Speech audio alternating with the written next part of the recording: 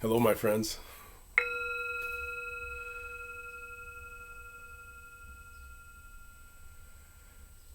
Let's take that wonderful breath in. Big sigh.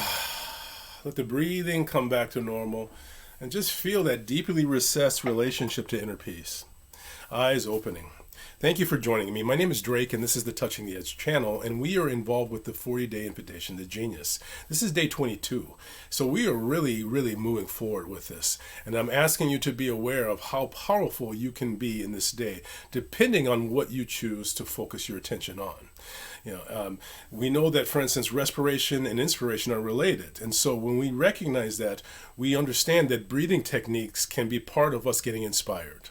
Respiration and breathing techniques are automatically part of what we need to do to become more cohesive and less in conflict with our own self.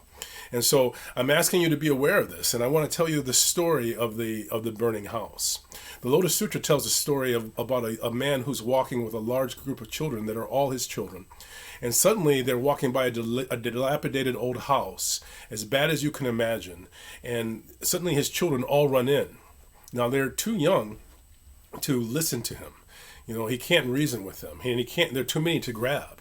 And so he yells out to them, "Children, children." Now, just as they had gotten in there, suddenly the house bursts on fire. So it becomes even more critical. "Children, children, please come out. I have presents for you." So all the children hear him, and they get excited about these presents, and they come running out of the house, and they are saved. And so they begin to ask him about the presents that they were offered. And he says to them, "I have presents for you," claps his hands. He's not just a father, he's a magician. And suddenly these chariots come rolling up with all the most incredible presents you could imagine. He even more than what he has promised them. And so there's a lot involved with this analogy. First of all, we want to understand that the burning house is that in which we live. And we want to understand that there's nothing here that's going to provide us happiness. Even as we are in pursuit of genius and we come up with those very specific benchmarks that are going to help us move forward, and genius is always about making progress.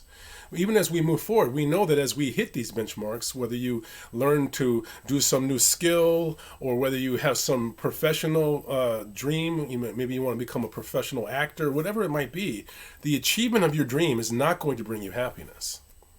However, the pursuit of the dream and the real presence in the midst of the dream will bring you joy. And that is really what we're looking for. So again, the burning house is this artifice that we call our world. Now, nothing here is going to bring us happiness. No politician, no relationship. But when we have the right orientation, we find joy. The other thing I want to talk about is not breathing in the smoke. The smoke is all the judgment that we hear. The smoke is all the stuff that we hear going on. Of course, we are reasonable in being upset with what we see and reasonable in judging what we see. To me, that's about also, again, not breathing in the smoke. When you are in a house that's on fire, it's important for you not to really be taking deep breaths in on that smoke. Understand that all the judgment that we're hearing is that, even though it's reasonable to be filled with anger towards some of the actions that we see, that is not going to work for you. If you breathe in the smoke, it's not damaging someone else, it's damaging your own self, your lungs. So I just really want to encourage you to realize that if you get filled with judgment every time you see something that's reasonable to be judging, you're going to be living in judgment. You're going to be stewing in that judgment and waking up that relationship to shame. Shame is that relationship to feeling stained. Remember, no shame, no guilt, no judgment. No matter what, I'm not saying that's where we are at, but that is the North Star that we're moving towards. We can set limits without breathing in the smoke. So please understand today that things are not going to make you happy, and the smoke is not going to make things better. I'm going to ring the bell. I'm going to ask you to listen carefully. Here we go.